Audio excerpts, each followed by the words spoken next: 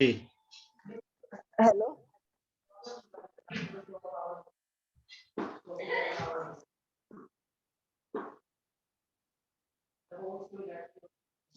हमने बच्चों को हम स्ट्रेस फ्री की बात करते हैं, एग्जाम स्ट्रेस फ्री के बच्चों को बता रहे थे हम कि बच्चों ने एग्जाम टाइम में सेल्फ मैनेजमेंट कैसे करनी है, ठीक है ना, कैसे उन्होंने स्ट्रेस फ्री रहना है, इसके बारे में आपको बता रहे थे कि इस चीज के बारे में हमने जो पेरेंट्स है ना, पेरेंट्स को भी हमने काउंसलिंग करनी है। पेरेंट्स को भी टाइम टू टाइम बताना है कि उन्होंने कैसे बच्चों का फ्रेंडली बिहेव करना है। कई बार क्या होता है, पेरेंट्स के पास अपने बच्चों के लिए ही टाइम नहीं होता है, तो बच्चे के साथ पॉजिटिव बिहेवियर रखें। अब जैसे क्या होता है, वर्किंग के पेरेंट्स होते हैं, बच्चे की मम्मी भी काम कर रही है, पापा भी जॉब पे जाते हैं, ठीक है ना, तो वो बच्चों की बात ही नहीं सुन पाते, वो टाइम नहीं होता इतना बच्चों की बात सुनने का। तो हमने इस चीज के बारे में पेरेंट्स को भी मोटिवेट करना है, उनकी भी काउंसलिंग करनी है कि आप अपने बच्चों को पूरे दिन में 24 घंटे में आधा घंटा 1 घंटा जरूर दें, ताकि बच्चों के साथ बातचीत करें, स्कूल में क्या चल रहा है, तो स्कूल से बच्चों के से पूछें कि क्या स्कूल में कैसे टीचर पढ़ा रहे हैं, क्या क्या कोई प्रॉब्लम तो नहीं आ रही बच्चे को, कोई प्रॉब्लम फेस तो नहीं कर रहा बच्चा स्कूल में। इस चीज का भी हमने ध्यान रखना है, क्योंकि अगर हम इस चीज का ध्यान नहीं रखेंगे तो इससे क्या होगा, हमारे समाज में एक क्रिमिनल्स पैदा होंगे। क्रिमिनल्स को कौन रोक सकता है? क्रिमिनल्स क्रिएशन को हम लोग ही रोक सकते हैं। स्कूल में टीचर्स, पेरेंट्स, एसएमसी मेंबर्स बच्चों के प्रॉब्लम के बारे में पूछ के, क्या प्रॉब्लम बच्चा फेस कर रहा है, स्टडी में उसको क्या प्रॉब्लम आ रही है, कहाँ दिक्कत आ रही है। अगर किसी टीचर का समझाया नहीं समझ में आ रहा है, तो बच्चा टीचर से बात नहीं कर सकता, तो वो क्या है, अपने पेरेंट्स को बताए, पेरेंट्स के साथ बात करें इसके बारे में कि मुझे इस टीचर का समझ नहीं आता, और पेरेंट्स भी बात कर लें उसके साथ, टीचर के साथ। तो एक बच्चे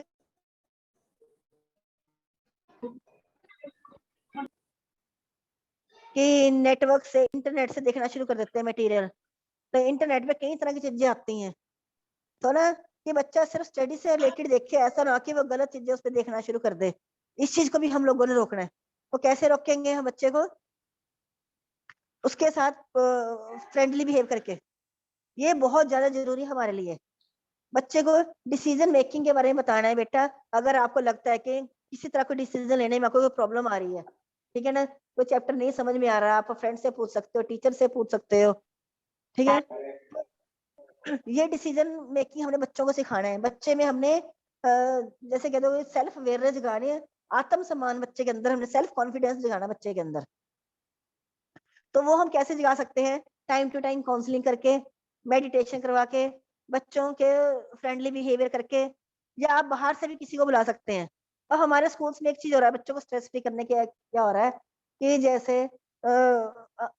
जैसे बच्चों का किस चीज में इंटरेस्ट नहीं है, 10th के बाद आगे इंटरेस्ट नहीं है, या 8th के बाद सरकार ने NSQF लैब भी स्कूलों में ले आए हैं, तो हम भी ट्राई कर रहे हैं कि हमारे स्कूल में भी आ जाए, बबियाल में भी आ जाए। कि बच्चों की बार क्या होता है, लड़कियों का इंटरेस्ट अगर स्टडी में नहीं है, तो इसके अलावा और एक्टिविटीज में इंटरेस्ट है उसका, और एक्टिविटी इन द सेंस कि जैसे बैंकिंग में इंटरेस्ट है, या रिटेल में इंटरेस्ट है, लड़कियों को सिलाई कढ़ाई में इंटरेस्ट होता है। इस चीज के लिए भी सरकार क्या कर रही है, स्कूलों में टाइम टू टाइम कैंप लगाती है, ठीक है ना। कैंप लगाने का मकसद ये है कि बच्चों के मन में ये ना हो कि अगर मेरे 10th में अच्छे नंबर नहीं आए तो मेरी मम्मी डैडी मेरी स्टडी छुड़वा देंगे। ये डर बहुत बच्चों में होता है, लड़कियों में स्पेशली होता है कि अगर मेरे 8th में नंबर नहीं आए मम्मी डैडी स्टडी छुड़वा देंगे, 10th में नहीं आए तो स्कूल छूट जाएगा, तो आगे लाइफ में मेरे लिए कोई स्कोप नहीं रहेगा, मैं क्या करूंगी, फिर मेरी शादी जल्दी हो जाएगी। तो इसके बाद क्या होता है, कैसे के लड़के होते हैं, लड़कों में भी होता है मेरा पढ़ने में इंटरेस्ट है, मुझे मैथ सब्जेक्ट नहीं अच्छा लगता, ठीक है, या साइंस अच्छी नहीं लगती है। तो इस तरह क्या है, तो टीचर्स उनको TLM यूज करके अपनी पेडागोजी, क्या होता है बच्चों, पेडागोजी भी यूज की जा रही है आगे। पेडागोजी का मतलब क्या है कि बच्चों को बच्चा बन के पढ़ाना, ठीक है। प्राइमरी स्कूल्स में पेडागोजी यूज होती है ऐसे, और आगे बड़े क्लासेस में पेडागोजी यूज करनी है, बच्चों को हमने बच्चा बन के पढ़ाना, ताकि बच्चों के मन से एग्जाम के प्रति स्ट्रेस खत्म हो, और उनको आगे ये लग जाए कि अगर मेरे 10वीं में ना ये नहीं 90% नंबर नहीं आए, 100% नंबर नहीं आए कि मेरी लाइफ रुक जाएगी। आगे उनके लिए बहुत स्कोप है। जो कैंप लगाए जाते हैं टाइम टू टाइम, सरकार के द्वारा कैंप लगाए जाते हैं, वो इसलिए कि बेटा अगर आपका स्टडी में इंटरेस्ट नहीं, लड़कियां सिलाई सीख सकती हैं, सिलाई में जाके अगर आप प्रोफेशन अडॉप्ट कर सकती हैं, कढ़ाई सीख सकती हैं। CRP भी स्कूलों में चलाया गया है, क्लास रेडीनेस प्रोग्राम भी चलाया गया है। ये इसलिए चलाए, सारे प्रोग्राम चलाए जाते हैं ताकि बच्चों को जो पिछला नहीं समझ में आ रहा पिछली क्लास का करवाया जाए बच्चों को, और इन फ्यूचर की बच्चों की जो टेंशन है वो खत्म हो और बच्चे आगे मन लगा के पढ़े। तो जब हम बच्चे जब जब बच्चों की ट्रेनिंग चलेगी, इस तरह से क्या होगा, बच्चों को स्टडी के प्रति इंटरेस्ट क्रिएट होगा। तो इस तरह हमने इसके लिए अलग-अलग मेथड्स हमें अडॉप्ट करने पड़ेंगे। तो इस चीज़ के लिए हम बच्चों को क्या करना है कि बच्चों को कोलैबोरेशन क्या डालनी पड़ेगी कि आपस में मिल-जुल के रहना, ठीक है ना? कई बार क्या होता है, बच्चों के मन में जब बच्चों का स्ट्रेस होता है ना, वो बच्चे क्या करते हैं, अकेले रहना शुरू कर देते हैं। वो किसी के साथ बातचीत नहीं करते हैं। किसी के साथ बात ना करना, अकेले बैठे रहना, खाना खाना छोड़ देना और मतलब कि बिल्कुल शांत से रहना। तो इस चीज़ का हमने ध्यान रखना है कि क्या बच्चे जो चेंज बिहेवियर हो रहा है ना, अब पेरेंट्स को इस चीज़ के ऊपर भी ध्यान रखना है। पेरेंट्स भी ध्यान रखें इस चीज़ का, क्लास में टीचर भी ध्यान रखें कि जो बच्चा इतना एक्टिव था, एकदम से चुप कैसे हो गया, ठीक है ना? उसके अगर आपको बिहेवियर में कुछ चेंज लगता है, तो उस चीज़ की आप ध्यान दें। उसके अंदर हमने क्रिएटिविटी पैदा करनी है, ओपन माइंडेड करना है उसको, कि वो अपनी बात सबके साथ खुल के बातचीत कर सके। अब कई बार मैंने देखा है, हमारे यहाँ एक बच्चा था, उसके 10th में 95% मार्क्स आए थे। 95% मार्क्स 10th में आने के बावजूद भी उस बच्चे को ये होप थी कि मेरे 97-98% मार्क्स आएँगे। तो इतने ये मैं अपने करीबी बच्चे की बात बता रही हूँ किसी की, तो उसके इतने जब मार्क्स नहीं, उसके 95% मार्क्स बच्चे के आए, न्यूज़पेपर में भी नाम आया उस बच्चे का, ठीक है ना? लेकिन उस बच्चे के दिल में कहीं न कहीं शायद था कि मेरे 97 या 98% मार्क्स आते, 100% आते।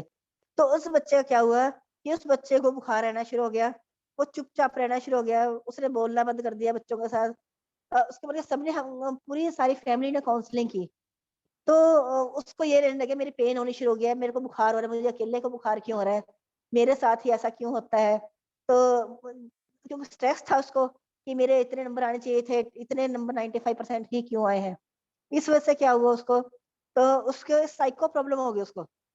उसको 2-3 डॉक्टर को दिखाया गया, फिर साइकोलॉजिस्ट को दिखाया गया, साइकोलॉजिस्ट ने उसको काउंसलिंग किया, उस बच्चे को कहा कि आप बच्चे स्टडी इतनी ज़रूरी है, आप अपने साथ-साथ खेल में भी ध्यान रखो। आपस में अकेले नहीं रहना, मिल-जुल के खेल लो, फिर और बच्चों के साथ खेलो, भाई-बहन के साथ खेलो, फ्रेंड के साथ खेलने में जाओ और अपने सबके साथ बातचीत करो। तो इस तरह से क्या होगा, जब उस बच्चे ने ऐसा अपने आप में चेंजेस किए, पेरेंट्स ने उसकी काउंसलिंग की, घर वालों ने काउंसलिंग की, तो उस बच्चे में अब काफ़ी चेंजेस है। ये मैं आपको रियल लाइफ का एग्ज़ाम्पल दिया, जो अभी आपको 95% बच्चे का बताया है। हेलो, हाँ जी, कुछ कहना चाहते हैं? हाँ जी मैम। हेलो, हाँ जी, ठीक है। कोई कुछ बोलना चाहता है? बीच में कोई ये बोल रहा है सर कोई? ये माइक अनम्यूट हो गया किसी का। गुरिंदर कौर थी। हाँ कोई जी, बात नहीं, ठीक है जी। हाँ जी। तो हमने बच्चों को इमोशनल कंट्रोल के बारे में बताना है, ठीक है ना? अपने इमोशंस को कैसे कंट्रोल करना है। कई बच्चे होते हैं, वो ज़रा-ज़रा सी बात में क्लास में रोने लग जाते हैं, ज़रा-सा टीचर ने कुछ कह दिया तभी रोने लग पड़े हैं, ठीक है ना? तो इन बच्चों में हमने सेल्फ कॉन्फिडेंस क्रिएट करना है, इन बच्चों के अंदर भी। पढ़ने में बहुत अच्छे होते हैं, लेकिन उनमें कहीं कॉन्फिडेंस की कमी होती है। वो कॉन्फिडेंस हम कैसे लेके आ सकते हैं? ये मेथड हमें अडॉप्ट करना पड़ेगा कि बच्चों के हमने सेल्फ कॉन्फिडेंस लेके आएँ। बच्चों के अंदर ट्रस्ट पैदा करना है, ठीक है ना? एक-दूसरे के प्रति ट्रस्ट होना चाहिए, कि विश्वास होना चाहिए कि ये टीचर मेरा बहुत अच्छा है, ये मेरा फ्रेंड जिसके साथ बैठा हूँ, बहुत अच्छा है। तो जब बच्चे के अंदर ट्रस्ट होगा ना, किसी के प्रति विश्वास होगा, तभी बच्चा अपने दिल की बात किसी के साथ कर सकता है। तो ये भी बहुत ज़्यादा ज़रूरी है, ये भी हमने बच्चों के अंदर क्रिएट करना है, इंटरेस्ट भी क्रिएट करना है। ट्रस्ट कैसे क्रिएट होगा, बता सकता है कोई कैसे क्रिएट होगा? हाँ जी, हम टीचर्स बच्चों में ट्रस्ट कैसे क्रिएट कर सकते हैं?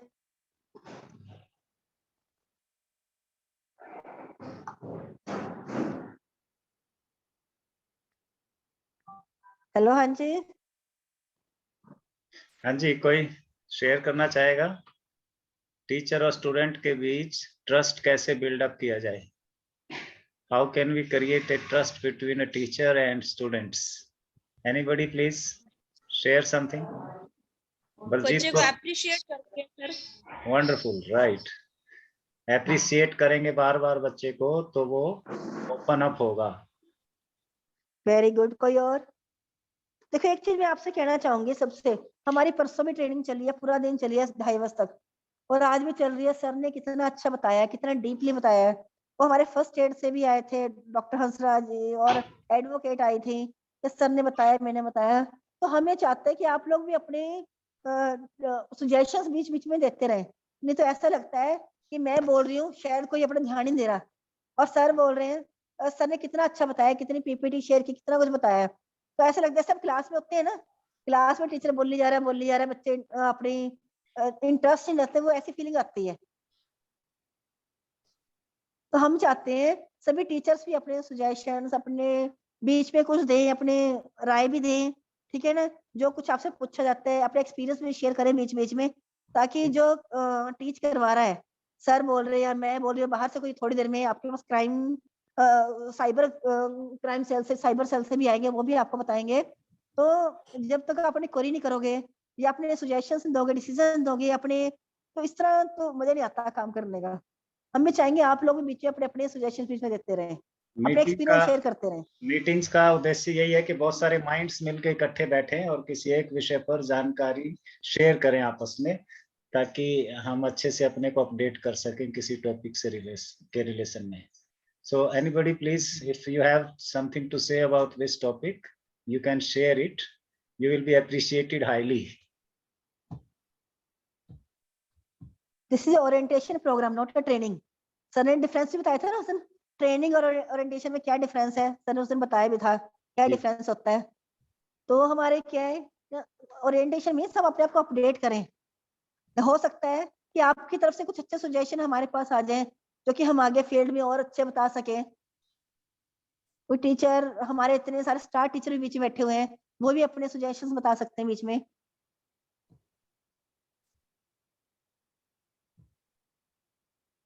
जी, एनीबडी मोटिवेटेड? कोई हुआ मोटिवेट किसी भी विषय पे?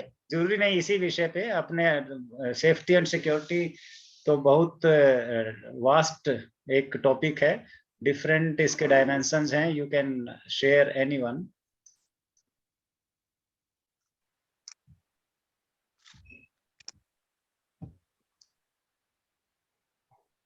हाँ जी। हाँ जी, नीरज जी। हाँ जी। हाँ, मैं एक जब से शिक्षण के क्षेत्र में हूँ तो एक अनुभव कर रहा था जी। वैसे तो ये हमारा, क्योंकि बच्चा वैसे ही होते हैं जैसा हमारा समाज होता है। राइट। तो देखिए, जो अपशब्दों का प्रयोग, जिसे सामान्य भाषा में गाली कहते हैं, तो ये मैं बहुत सुनता हूँ और मेरे कानों में ऐसा लगता है जैसे विस्फोट हो गया हो जब भी मेरे कानों तक पहुंचती है ये ध्वनि। तो एक दिन मैंने, करीबन 3 महीने पहले की बात है, जब क्लासेस चल रही थी, तो मैंने बच्चों की छुट्टी होने के बाद कुछ बच्चे जो मेरे विश्वस्त और मेरा कहना भी मानने वाले थे, उनको रोका ताकि वो मेरी बात सुन भी पाए। तो मैंने करीबन 30-40 मिनट का उनका सेशन लिया जी। और तब मैंने किसी और को, मतलब कमरा बंद करके, एक खुले उनसे बात की कि भाई क्या आप, फिर उनसे तो ईमानदारी से पूछा कि क्या आप लोग इन शब्दों का प्रयोग करते हैं। तो पहले कुछ बच्चों ने संकोच किया। मैं कहा ईमानदारी से बताइए, मैं किसी को मार नहीं रहा हूँ, केवल एक संवाद करना है। तो उसमें 99% बच्चों के हाथ खड़े हुए थे। फिर उनसे पूछा तो वो कहते कि सर हम इन शब्दों का प्रयोग कर जाते हैं क्योंकि एक समाज में हम सुनते हैं, और बहुत सारे बच्चे ऐसे भी थे जिनके घर में भी उनके जो भी पुरुष बड़े लोग हैं, पुरुष हैं, तो वो भी देते हैं। तो वो उनके हैबिचुअल हो चुके हैं, अभ्यस्त हैं उन चीजों के। मैंने कहा बेटा अब आप उनको तो सुधार नहीं सकते, हम स्वयं को तो सुधार सकते हैं। तो मैंने एक बड़ा अच्छा उपयोग किया। मैंने कहा बेटा प्रायः हम माँ और बहन, इन शब्दों के साथ हम अपशब्द जोड़ करके हम अपने क्रोध की अभिव्यक्ति कर देते हैं, या क्रोध न होते हुए भी हम प्रायः उन शब्दों का प्रयोग करते हैं हमारे समाज में। तो मैंने कहा बेटा जो माँ और बहन, उनसे पूछ के देखिए कि जिसकी माँ नहीं है और जिसकी बहन नहीं है, जब रक्षाबंधन पे कोई राखी बांधने वाली नहीं होती, तो तो ये हमारे बड़े पवित्र रिश्ते हैं। तो उनको समझाया तो उसमें से काफी बच्चों से मुझे अच्छी प्रतिक्रिया मिली। तो उन्होंने प्रयास भी किया होगा निश्चित रूप से कि हम इस गाली देने की परंपरा को छोड़ दें। तो मैंने उनको, क्योंकि मैं संस्कृत का छात्र हूँ, और मैंने कहा अगर आप क्रोध की अभिव्यक्ति ही करना चाहते हो तो और हमारे पास विकल्प है, आप किसी को दुष्ट बोल सकते हो। मान लीजिए क्रोध आ ही गया तो आप किसी को दुष्ट बोल दो, दुरात्मा बोल दो, तो इस तरह की और हमें, परंतु ये इतने हम घटिया स्तर पे न उतरे कि, और उसकी मुझे बच्चों से अच्छी प्रतिक्रिया भी मिली। सुंदर, बहुत सुंदर sir. Let's appreciate sir with clapping. Wonderful. धन्यवाद। Very good sir. क्योंकि देखने में आता है जैसे जिस समाज में हम रह रहे हैं, ठीक है ना, इसमें कई तरह के लोग रहते हैं। अब जैसे कई घरों में हमारे पास जो बच्चे आ रहे हैं, ठीक है, वो गरीब घर के बच्चे हैं। कई बच्चे ऐसे हैं जिनके फादर ड्रिंक करते हैं और ड्रिंक करके उनकी मम्मी की पिटाई करते हैं, ठीक है ना, घर का माहौल खराब कर देते हैं। तो बच्चे वहां से भी कुछ ना कुछ गलत सीखते हैं। तो कई बार क्या होता है कि जब ये ऐसा सीख लेते हैं तो इससे भी कई बच्चों में साइको प्रॉब्लम आ जाती है कि मानसिक तरफ से घातक हो जाते हैं। तो इस चीज को भी हमने कैसे रोक सकते हैं? ये बच्चे टीचर्स के साथ बातचीत करते हैं, ठीक है ना। कई बार टीचर जब उनके फ्रेंड्स की तरह हो जाते हैं तो उनके ऊपर बच्चे टीचर के ऊपर ट्रस्ट करते हैं और अपने घर की सारी बात बताते हैं। कई बार क्या होता है, टीचर्स भी उनके पेरेंट्स को समझा के, माए बाप को समझा के उनके घर का माहौल ठीक कर देते हैं। कई बार से देखने में आया है, हमारे कई टीचर्स ने कई घरों का सुधार भी कर दिया है। कई पेरेंट्स को समझा के, क्या आप ड्रिंक करते हो, अपने बच्चे का फ्यूचर खराब कर रहे हो, ठीक है, अपना अपना फ्यूचर खराब कर रहे हो।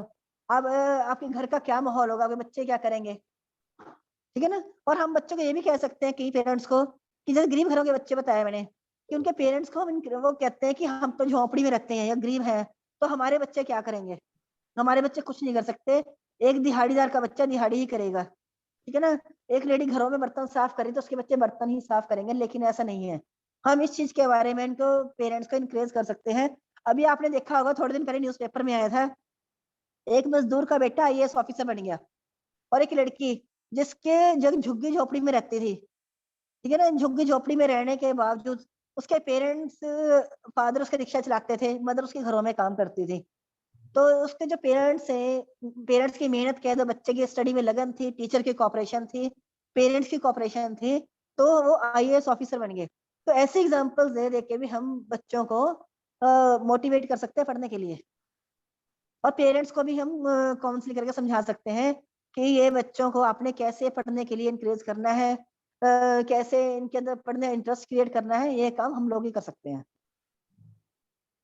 आपने देखा कि लिखा होता है कि एक अध्यापक, अच्छा अध्यापक क्या करता है, देश का भविष्य करता आता है। भविष्य निर्माण किसके हाथ में होता है? अध्यापक के हाथ में। तो एक चीज हम ये कहना चाहेंगे, जो हम आपको यहाँ बता रहे हैं, पीपीटी शेयर कर रहे हैं, या सेल्फ अवेयरनेस का, बच्चों के लिए सेफ्टी के रिगार्डिंग बता रहे हैं, सेफ्टी सिक्योरिटी का बता रहे हैं, इन चीजों को सिर्फ यहाँ ट्रेनिंग तक सीमित ना रहने दें। जो चीजें आपको बताई जा रही है स्कूल शुरू होने पर, आप बच्चों को इसके बारे में बताएं। हर सैटरडे को इसके रिलेटेड एक्टिविटीज करवाएं। स्कूल में सेफ्टी एंड सिक्योरिटी से रिलेटेड एक्टिविटीज कंडक्ट करवाएं, ताकि बच्चों को इसके बारे में डिटेल से बताया जा सके, ठीक है ना। तो क्योंकि हमारा लिंक है बच्चे से है। अगर बच्चा ही स्कूल में होगा तो हम भी नहीं यहाँ पे, आप भी नहीं यहाँ पे, कोई भी नहीं होगा।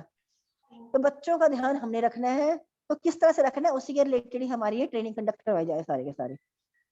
अब कोई और टीचर अपने व्यूज देना चाहता है तो?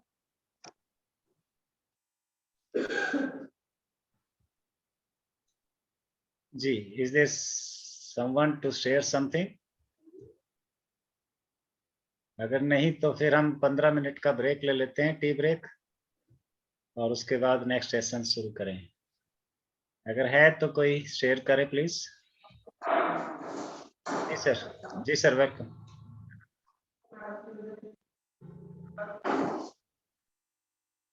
जी sir, principal sir, you are unmuted. Jasmer ji, आवाज पहुंच रही है आप तक? Yes sir, yes sir. तो मैं 2 मिनट के लिए। जी जी, वेलकम। एक्चुअली एजुकेशन ही एक ऐसा माध्यम है जिससे आप हर समस्या का समाधान पा सकते हैं। अभी जैसे मैडम बता रहे थे कि भाई गरीब घर के जो बच्चे हैं वो भी पढ़ लिख के जो है IAS जो है बन गया, फादर रिक्शा चलाते, जो मदर है वो घरों में काम करके इस तरह से गुजारा कर रही। तो एजुकेशन एक ऐसी चीज है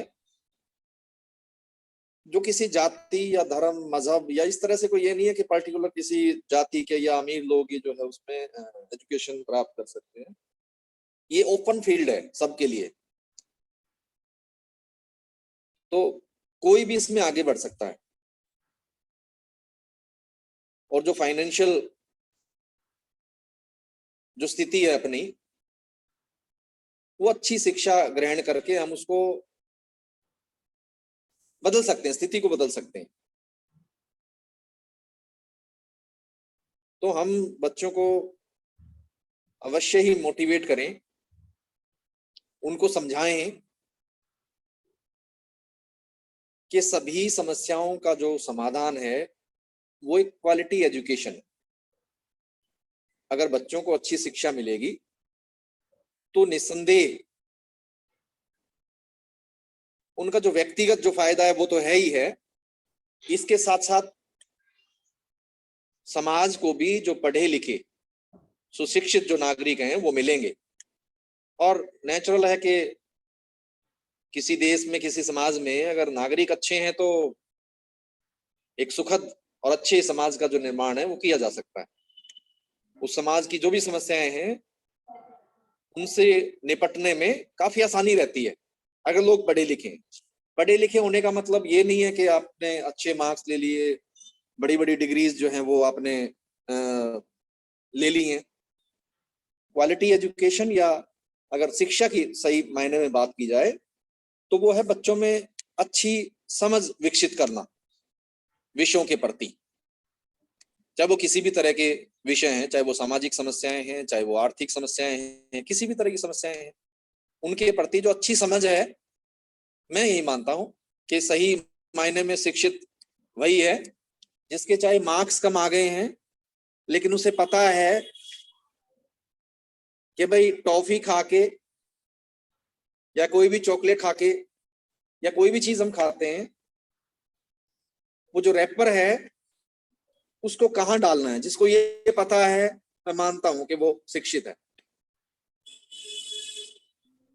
जिसे पता है कि टैप खुला चल रहा है तो उसको बंद करना है, घर में या कहीं भी बिजली अनावश्यक रूप से खर्च हो रही है उसको स्विच ऑफ कर देना है, मैं मानता हूं जिसको ये पता है वो समझदार है, वो पढ़ा लिखा है।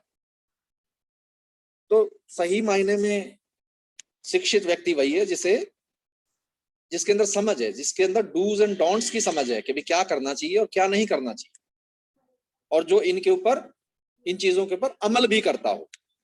खाली पता होने से भी काम नहीं चलेगा। तो मेरा अनुरोध सभी अध्यापकों से यही रहेगा कि हम बच्चों के अंदर ये समझ विकसित करें। मार्क्स सभी के 100% नहीं आया करते, केवल फर्क है समझ का।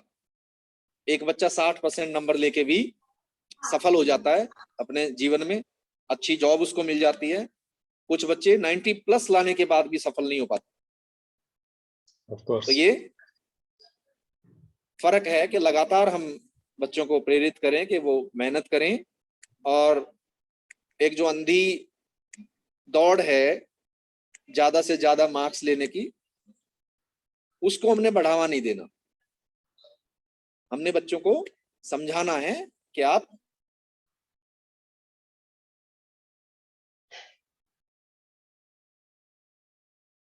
आपकी आवाज नहीं आ रही सर, आपकी अनम्यूट, आप दोबारा अनम्यूट करें sir. Your voice is not. चीजों की जरूरत है, यस, हर फील्ड में लोगों की जरूरत है। तो और ज्यादा समय न लेते हुए पुनः जसमेर जी से अनुरोध करूंगा कि वो प्लीज कंटिन्यू करें। और जी sir, thank you very much for this suggestion. और अभी हम ब्रेक ले लेते हैं सर, 15 मिनट का टी ब्रेक, और 11:30 पे फिर मिलते हैं। जी। लास्ट एक session before lunch. Heads please ये इंश्योर करें कि उनके सभी जो टीचर्स हैं स्कूल के वो जुड़े हों। अभी जो मैं देख पा रहा हूँ केवल 64 जो टीचर्स हैं वो जुड़े हुए हैं, जबकि it should be minimum 80 teachers. हाँ जी 80 थे। क्योंकि फर्स्ट डे हमारी जो अटेंडेंस थी वो 80 थी, तो इंश्योर करें ये स्क्रीनशॉट ले लें जसमेर जी इसका कि भी कौन फिलहाल जुड़ा हुआ है, और वो फिर हम ग्रुप में शेयर कर दें कि ये लास्ट में ये जुड़े हुए थे। तो ये हेड से देखिए, रिपोर्ट शेयर करें हेड्स जो उनके टीचर्स नहीं जुड़े हुए हैं। ये स्क्रीनशॉट डाल दिया सर ग्रुप में। 60 इसका 76 मैक्सिमम हाँ, ये 64 जो शो हो रहे हैं इनका स्क्रीनशॉट लेके डाल दो ताकि पता चले कि कौन लोग नहीं जुड़े हुए। 10 पंजी पता नहीं कहाँ पड़ी है नहीं। ममता जी क्या कह रही हैं? हम तो ये बहुत ठीक, हम 11 साढ़े 11 बजे मिलते हैं। Thank you.